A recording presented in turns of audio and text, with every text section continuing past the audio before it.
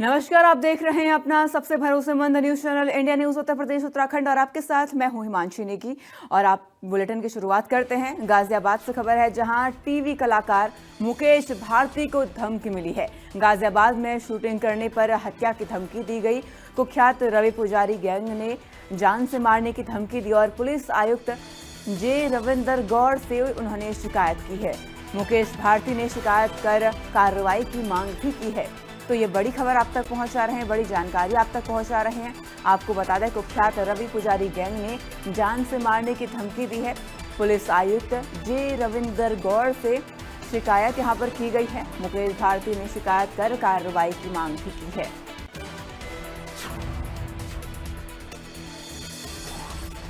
तो गाजियाबाद से खबर है, जहां टीवी कलाकार मुकेश भारती को धमकी मिली है। गाजियाबाद में शूटिंग करने पर धमकी मिली है और कुख्यात रवि पुजारी गैंग ने जान से मारने की ये धमकी इन्हें दी है, जिसके खिलाफ अब एफआईआर दर्ज कर ली गई है। पुलिस आयुक्त जे रविंदर गौड़ से शिकायत की गई है और फिलहाल पुलिस इस पूरे मामले में जांच पड़ताल कर रही है।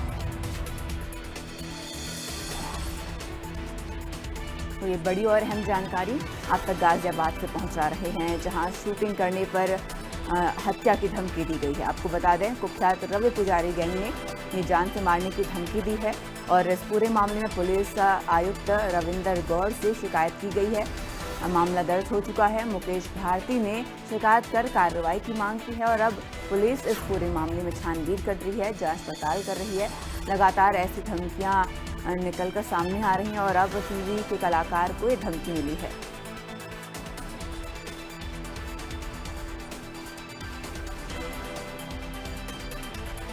तो आपको बता दें, पुलिस आयुक्त जे रविंदर गौड़ से शिकायत यहां पर दर्ज की गई है और मुकेश भारती ने शिकायत दर्ज कर कार्रवाई की मांग की है। गाजियाबाद से खबर है, जहां आपको बता दें, शूटिंग करने पर धमकी मिली है। टीवी कलाकार मुकेश भारती को ये धमकी दी गई है और इस पूरे मामले में अब एफआईआर दर्ज हो चुकी है। जांच की मांग यहां पर कलाकार की तरफ से की गई है। कुख्यात रवि पुजारी गैंग ने जान से मारने की धमकी दी है और पुलिस आयुक्त जे रविंदर गौड़ से कलाकार ने शिकायत की है और मुकेश भारती ने शिकायत कर कार्रवाई की मांग की है। आपको बता दें, गाजियाबाद से खबर है, बड़ी और अहम जानकारी। हमारे साथ गाजियाबाद से हमारे सहयोगी अनिल चौधरी जुड़ चुके हैं। अनिल, देखिए, जैसे गाजियाबाद में शूटिंग करने पर ये हत्या की धमकी मिली है, अभी इस पूरे मामले में क्या अपडेट्स है? पुलिस की तरफ से क्या कार्रवाई की गई है और धमकी के पीछे वजह क्या बताई जा रही है? देखिए, मैं आपको बता दूं, बेहद गंभीर ये मामला है और इस बात को लेकर जो गाजियाबाद के कमिश्नर हैं, उनकी तरफ से टीम भी गठित कर दी गई है। दरअसल जो शिकायत दी गई है, उस शिकायत में ये लिखा है कि उनको जब वो मूवी यहाँ बनाना चाहते थे गाजियाबाद में, क्योंकि उत्तर प्रदेश में इससे पहले ये कई मूवी जो है बना चुके हैं। दरअसल इनका परिचय भी हम करा दें दर्शकों को। मुकेश जे इनका नाम है और साथ ही जो इनकी पत्नी है, उनको जो है मंजू, जो कि इनकी पत्नी है, उनको जो है जान से मारने की धमकी जो है इनकी तरफ से बदमाशों की तरफ से दी गई है, जो कि रवि पुजारी गैंग के जो लोग हैं वो बताए गए हैं। दरअसल इनको सोशल मीडिया के जो थ्रू है, इनको पहले जान से मारने की धमकी दी गई। साथ ही मंजू जो प्रोड्यूसर हैं मुंबई से, और उनको तो साफ तौर पर ये कहा गया है, यदि वो गाजियाबाद में मूवी बनाएंगी तो उनके साथ रेप तक कर दिया जाएगा और साथ ही उनके बेटे को अगवा कर लिया जाएगा। तो इस तरीके के गंभीर जो मामला है, उसको जो है शिकायती रूप में गाजियाबाद के कमिश्नर को दिया गया है। कमिश्नर को जब शिकायत दी गई तो उसके बाद से लगातार जो है सोशल मीडिया पर नजर भी रखी जा रही है, क्योंकि टीम गठित की गई है। बेहद हाई प्रोफाइल ये मामला है, तो उसके बाद से लगातार अब जो है सोशल मीडिया पर जो एसपी क्राइम जो टीम है वो लगी हुई है। साथ ही किन किन कॉल्स की डिटेल भी निकाली जा रही है, किन किन नंबरों से जो है कॉल इनको आई थी और किस सोशल मीडिया अकाउंट से इनको जो है धमकी मिली थी। इन सभी पहलुओं पर फिलहाल अब जांच चल रही है और गाजियाबाद के जो कमिश्नर हैं उनकी तरफ से कहा गया है कि टीम गठित होने के बाद अब बहुत जल्द इन लोगों की, जो कुख्यात बदमाश हैं, इनकी गिरफ्तारी बहुत जल्द की जाएगी। हालांकि ये मशहूर कलाकार हैं और दरअसल में हम दर्शकों को बता दें, सास भी कभी बहू थी, इस तरीके के जो मुख्य सीरियल हैं उनमें मुकेश ने कई रोल अदा किए हैं। और साथ ही जो भारती हैं और उनकी पत्नी जो प्रोड्यूसर का काम करती हैं मुंबई में, मंजू, इनकी तरफ से जो शिकायत दी गई है उसमें बेहद गंभीर जो आरोप लगाए गए हैं। बिल्कुल, बेहद गंभीर आरोप लगाए गए हैं और अब देखना होगा कि इस पूरे मामले में क्या कार्रवाई होगी। तमाम जानकारी पहुंचाने के लिए आपका शुक्रिया। और इसी के साथ अब खबरों में आगे बढ़ते हैं। अयोध्या में घर में धमाके का एक पूरा मामला है। तेज धमाके ने 6 लोगों की जिंदगी छीन ली। सपा सांसद अवधेश प्रसाद ने घटनास्थल का दौरा किया और इसी के साथ सांसद ने अयोध्या पुलिस पर गंभीर आरोप भी लगाए हैं। घटना के पीछे पुलिस की बड़ी लापरवाही यहां पर अवधेश प्रसाद ने बताया और अवधेश प्रसाद ने उच्च स्तरीय जांच की भी मांग की है। तो सपा सांसद अवधेश प्रसाद ने घटना की निंदा की है और पुलिस प्रशासन की लापरवाही बताई है। उच्च स्तरीय जांच की मांग भी अवधेश प्रसाद की तरफ से की गई है। तो ये बड़ी और अहम खबर आप तक पहुंचा रहे हैं। आपको बता दें, घर में धमाके का एक पूरा मामला है। अयोध्या में घर में धमाका हो गया और तेज धमाके ने 4 लोगों की जिंदगी छीन ली। हमारे साथ हमारे सहयोगी अनिल मिश्रा जुड़ चुके हैं। अनिल, देखिए, अयोध्या में ये जो बड़ा दुर्घटना हुआ और 6 लोगों की जिंदगी इस पूरी घटना ने छीन ली। इस पूरे मामले में अवधेश प्रसाद का भी बड़ा बयान सामने आया। उन्होंने प्रशासन पर गंभीर आरोप लगाए हैं। सबसे पहले आपसे जानना चाहूंगी, ये पूरा मामला क्या है और अवधेश प्रसाद ने आखिर प्रशासन पर इतने गंभीर आरोप क्यों लगाए हैं? देखिए, कल देर शाम अयोध्या जनपद के थाना पूरा कलंदर क्षेत्र के पगला भारी गांव में एक दर्दनाक हादसा होता है। हादसा ये होता है कि एक विस्फोट होता है और विस्फोट में ये पता चलता है 5 लोग काल के गाल में समा गए। ये वही लोग हैं जो बताया जाता पहले गांव में पटाखे का कारोबार करते थे। हालांकि इस मामले में पुलिस का कहना है कि इसमें गैस सिलेंडर के विस्फोट में ये सारे लोग मारे गए हैं और पूरा मकान क्षतिग्रस्त हुआ है। लेकिन अगर ग्रामीणों को माने तो ग्रामीणों का कहना है कि अब से 1 साल पहले भी यही जो राम कुमार जो मृत हुए हैं, ये परिवार से गांव के अंदर रहा करते थे। वहां पर भी ये पटाखे का कारोबार करते थे और एक भयानक विस्फोट में राम कुमार की पत्नी और इनकी मां मृत हो गई थी। साथ ही साथ गांव की एक बच्ची भी उसमें मृत हुई थी। ऐसे में गांव वालों ने इनको गांव से बाहर कर दिया था कि आप गांव के अंदर मत रहिए, क्योंकि इनका पूरा मकान ध्वस्त हो गया था उसमें। तो उन लोगों ने कहा कि यहाँ पर बनाने नहीं देंगे हम आपको, अब जाके गांव के बाहर गए, गांव के बाहर रहने लगे। ऐसे में लोग बताते हैं कि पटाखे का कारोबार अभी भी ये करते चले आ रहे थे, जिसमें कल देर शाम धमाका होता है और धमाके में राम कुमार के साथ में इनकी जो पत्नी है वो इसमें मृत होती है। साथ ही साथ इनके 3 बच्चे व गांव का एक अन्य व्यक्ति भी इस घटना में मृत हो जाते हैं। ऐसे मौके पर जब आज सपा के सांसद अवधेश प्रसाद पहुंचते हैं तो वो प्रशासन पर बड़े आरोप लगाते हैं। उनका कहना है कि जब एक बार पहले भी इस व्यक्ति के द्वारा घटना हो चुकी थी, एक बार पहले भी इस तरह के भयावह तस्वीरें आ चुकी है। ऐसे में पुलिस की जिम्मेदारी बनती थी कि इस मौके की मॉनिटरिंग करता। बिल्कुल, पुलिस की जिम्मेदारी बनती थी कि इस पूरे मामले की मॉनिटरिंग करें और अब अवधेश प्रसाद ने ये बड़ा आरोप प्रशासन पर ही लगा दिया है। अब देखना होगा आगे क्या कार्रवाई होती है। तमाम जानकारी हम तक पहुंचाने के लिए अनिल, आपका शुक्रिया। और इसी के साथ अब खबरों में आगे बढ़ते हैं। बरेली से खबर है, मौलाना तौकीर रजा पर बड़ी मुश्किलें हैं और बदायूं जिला सहकारी बैंक ने वसूली की कार्रवाई शुरू कर दी है। बिहारीपुर और बिहार में घर पर वसूली की गई है। नोटिस चस्पा साल 1988 में तौकीर रजा पर केस दर्ज था। आज तक तौकीर रजा ने कर्ज नहीं चुकाया। कर्ज नहीं चुकाने पर संपत्ति अब कुर्क की जाएगी। तो बदायूं जिला सहकारिता बैंक पर आपको बता दें, बिहारीपुर और बिहार में घर पर वसूली के लिए यहाँ पर गए और साल 1988 में तौकीर रजा ने कर्ज लिया था। कर्ज नहीं चुकाने पर अब संपत्ति उनकी कुर्क होगी और लगातार तौकीर रजा की मुश्किलें भी लगातार अब बढ़ती जा रही हैं। आपको बता दें, मौलाना तौकीर रजा पर लगातार बरेली हिंसा के बाद से कार्रवाइयाँ जारी है और उनकी मुश्किलें बढ़ती जा रही हैं। जिला सहकारी बैंक ने आपको बता दें, बिहारीपुर और बिहार में घर पर वसूली नोटिस चस्पा किया है और साल 1988 में तौकीर रजा ने कर्ज लिया था जो कि अब तक नहीं चुकाया। कर्ज नहीं चुकाने पर संपत्ति उनकी अब कुर्क की जाएगी। लगातार तौकीर रजा पर एक्शन जारी है और अब उनकी संपत्ति को कुर्क किया जाएगा। उनकी मुश्किलें लगातार बढ़ती जा रही हैं। आपको बता दें, बदायूं जिला सहकारी बैंक ने वसूली की कार्रवाई की है और बिहारीपुर और बिहार में घर पर वसूली नोटिस भी चस्पा कर दिया है। साल 1988 में तौकीर रजा ने कर्ज लिया था जो उन्होंने नहीं चुकाया, जिसके बाद अब गाज गिरेगी और उनकी संपत्ति को कुर्क किया जाएगा।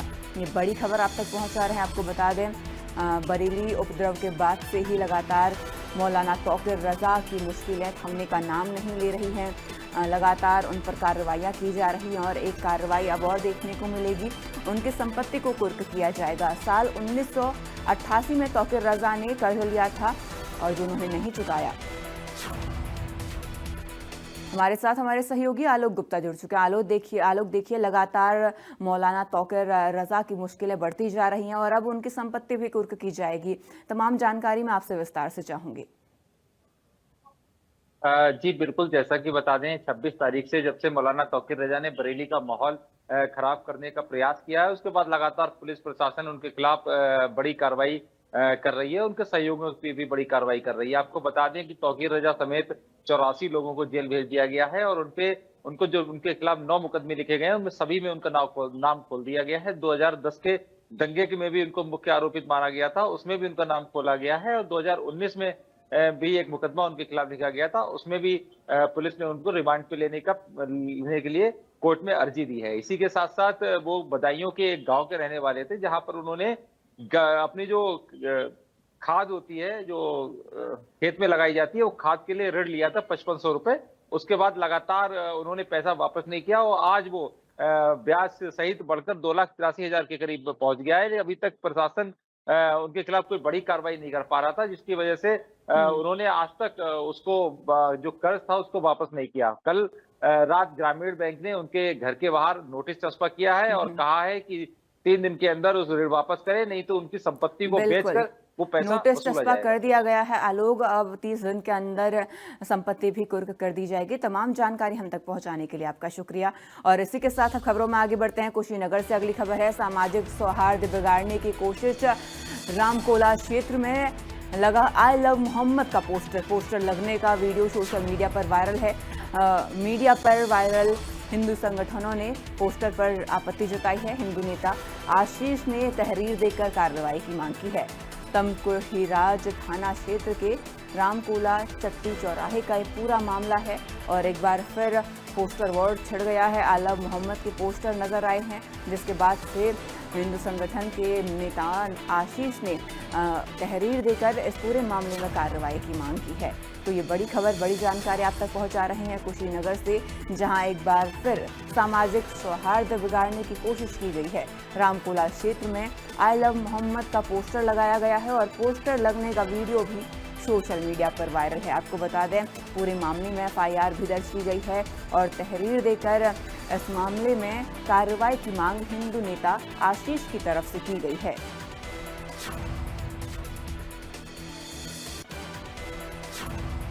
आगे बढ़ते हैं खबर लखीमपुर खीरी से, जहां आदमखोर तेंदुआ का आतंक देखने को मिला। 8 साल की बच्ची पर हमला कर उतारा मौत के घाट। 10 दिन में तेंदुए के हमले से 4 लोगों की मौत। आदमखोर तेंदुए से लोगों में दहशत का माहौल है। वन विभाग की टीम मौके पर पहुंच चुकी है और तेंदुए के लिए पिंजरा लगाया है। मृतक के परिजनों को 5 लाख रुपए का मुआवजा दिया जाएगा। आपको बता दें 10 दिन में तेंदुए के हमले से 4 लोगों की मौत हो चुकी है और आदमखोर तेंदुए ने लोगों में दहशत का माहौल बना के रखा है। तेंदुओं को पकड़ने के लिए वन विभाग ने ट्रैप तो लगाया है, लेकिन अब तक 10 दिन के अंदर 4 लोगों को ये तेंदुआ मौत के घाट उतार चुका है। लखीमपुर खीरी से ये खबर है, जहां आदमखोर तेंदुए का कहर देखने को मिल रहा है। लोगों में दहशत का माहौल है और आपको बता दें 10 दिन में तेंदुए ने 4 लोगों की जान ले ली है।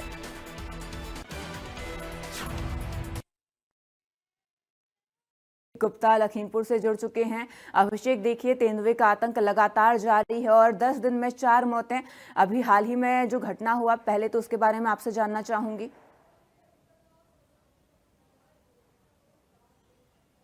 बिल्कुल, देखिए लखीमपुर खीरी में जो तेंदुए का आतंक है वो लगातार यहाँ पर है, जारी है। अलग अलग जगहों पर जो है तेंदुए ने 10 दिन में 4 लोगों के मौत के घाट उतारा है हमला करने के बाद। जो ताजी घटना है वो तिकुनिया कोतवाली क्षेत्र के जननगर गांव की है, जहां पर कल की घटना है। जहां पर दिन दहाड़े जो है बच्ची खेत को जा रही थी और उस पर तेंदुआ जो है हमला कर देता है और बच्ची को हमला कर तेंदुआ मौत के घाट उतार देता है, जिसके बाद में परिजनों का रोकर जो है बुरा हाल हो गया।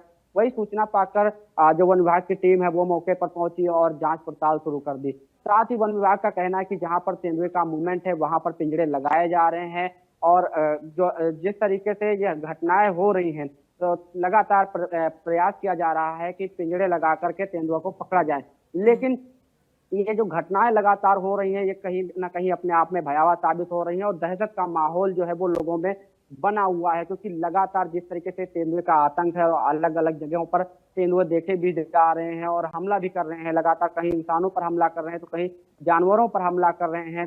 सबसे पहले जो अभी अगर बात की जाए घटना जो हुई थी वो 29 सितंबर को शारदा नगर क्षेत्र के राजारामपुरा गांव में घटना हुई थी। उसके बाद में दौरारा क्षेत्र में घटना हुई थी। फिर तीसरी घटना खम्बाड़ खेड़ा के पीछे खमरिया गांव पड़ता है, वहां पर घटना हुई और चौथी घटना फिर से एक बार त्रिपुनिया क्षेत्र में जहां पर ये घटना हुई है। और तेंदुए का जिस तरीके से आतंक है तो कहीं ना कहीं तेंदुए के आतंक से लोग जो है वो दहशत में है और किसान जो है खेतों में काम करने के लिए जाने से डर रहे हैं। और जो किसानों की फसलें हैं ऐसे में जो समय चल रहा है, गन्ने की फसल हो चाहे केले की फसल हो, दोनों फसलें बड़ी हैं तो कहीं ना कहीं इन्हीं फसलों में जो है तेंदुआ छिपा बैठा रहता है और लोगों पर जो हमला करता है। तो इसकी दहशत से जो लोग हैं वो खेतों में नहीं जा पा रहे हैं। लेकिन प्रशासन के दावे हैं कि जल्द से जल्द तेंदुआ को पकड़ा जाएगा और जिन लोगों की मौत हुई है उनको मुआवजा दिया जाएगा। हालांकि इस बार तो जो घटनाएं हो रही हैं इससे पहले भी जो है वो इसी तरीके से घटनाएं हुई हैं। कहीं पर बाघ के हमले से लोगों की मौत हुई तो कहीं तेंदुए के हमले से मौत हुई है। ये कोई पहली बार लखीमपुर खीरी में इस तरीके की घटना नहीं है। लेकिन लगातार जिस तरीके से लोगों की जाने जा रही हैं, जानवरों की जाने जा रही हैं, ये कहीं ना कहीं अपने आप में बड़ा सवाल बना हुआ है कि कब तक तेंदुआ जो है वो पिंजरे से बाहर रहेगा, वन विभाग की पकड़ से बाहर रहेगा और इस तरीके से जो लोग हैं वो लोग अपनी जिंदगी गंवाते रहेंगे। क्योंकि इस समय जो 4 लोगों की मौत हुई है जिसमें से एक 35 वर्षीय किसान है और 3 बच्चियां ही हैं जो लगभग एक ही उम्र की हैं। जैसे एक 7 साल की बच्ची थी जो 2 बच्चियों मौत के घाट तेंदुआ उतारा है, उनकी उम्र महज लगभग 8 साल बताई जा रही है। तो कहीं ना कहीं ये सबसे बड़ा सवाल हुआ है कि बच्चों पर लगातार जिस तरीके से तेंदुआ अटैक कर रहा है और अलग अलग जगहों पर ये तेंदुए के जो अटैक है वो लगातार देखने को लखीमपुर खीरी में मिल रहे हैं और इसकी दहशत से लोग बाहर नहीं निकल पा रहे हैं। साथ ही वन विभाग की जो टीमें हैं वो लगातार लोगों को सतर्क रहने की सलाह दे रही है। वन विभाग की टीम लगातार लोगों को सतर्क रहने की सलाह दे रही है और वन विभाग लगातार यहाँ पर तेंदुओं को पकड़ने की कोशिश भी कर रही है। तमाम जानकारी पहुंचाने के लिए आपका शुक्रिया। और इसी के साथ अब खबरों में आगे बढ़ते हैं। कौशाम्बी से अगली खबर है जहाँ जमीन और पैसों के विवाद में हत्या का मामला सामने आया। बेटे ने गला दबाकर मां की हत्या कर दी, फांसी पर लटका बनाया आत्महत्या का ड्रामा। पोस्टमार्टम रिपोर्ट में गला दबाकर हत्या की पुष्टि हुई है। मृतका के भाई की शिकायत के बाद केस दर्ज करवाया गया। आरोपी बेटे को पुलिस ने गिरफ्तार कर लिया है और अब इस पूरे मामले की जांच पड़ताल की जा रही है। तो ये बड़ी खबर कौशाम्बी से है जहां कलयुगी बेटे ने अपनी मां को मौत के घाट उतार दिया। आपको बता दें फांसी पर लटकाकर आत्महत्या का ड्रामा बेटे ने रचा और पहले गला दबाकर अपनी ही मां की जान ले ली और उसके बाद शक ना हो इसीलिए मां के शव को फंदे से लटका दिया। जब शव का पोस्टमार्टम हुआ इस पूरे मामले का खुलासा हुआ और पुलिस ने आरोपी बेटे को गिरफ्तार कर लिया है और फिलहाल पुलिस इस पूरे मामले में अब आगे की कार्रवाई कर रही है। तो कौशाम्बी से खबर है जहां आपको बता दें एक कलयुगी बेटे ने अपनी ही मां की जान ले ली, आत्महत्या का ड्रामा रचा और बता दें उसका पहले अपनी मां का गला दबाकर अपनी मां की जान ली और उसके बाद फांसी के फंदे पर लटका दिया ताकि प्रतीत हो कि मां ने आत्महत्या की है। वहीं दूसरे बेटे ने इस पूरे मामले में FIR दर्ज करवाई है। जमीन और पैसों के विवाद में यह हत्या हुआ और बेटा इतना लालची हो गया जमीन और पैसों के लिए कि उसने अपनी ही मां को मौत के घाट उतार दिया। फांसी पर लटका बनाया आत्महत्या का ड्रामा और जब पोस्टमार्टम हुआ है शव का उसके बाद इस पूरे मामले की गुत्थी सुलझी है। आरोपी बेटे को पुलिस ने गिरफ्तार कर लिया है और अब आगे की कार्रवाई की जा रही है। ये बड़ी खबर, बड़ी जानकारी आप तक पहुंचा रहे हैं कौशाम्बी से।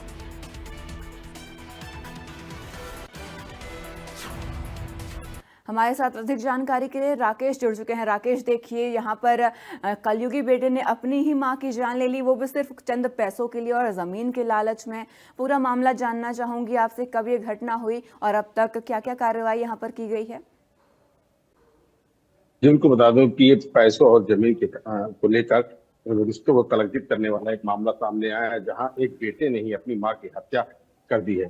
मामला 2 दिन पहले के बताया जा रहा है। ये मंझनपुर थाना क्षेत्र के छवारा गांव का मामला है, जहां पर एक महिला की फांसी के फंदे से लटकता शव मिला था, जिसकी सूचना पर मंझनपुर पुलिस पहुंची तो और शव को कब्जे में लेकर पोस्टमार्टम कराया। तो वहां पर जो पोस्टमार्टम रिपोर्ट आई वो चौंकाने वाली थी।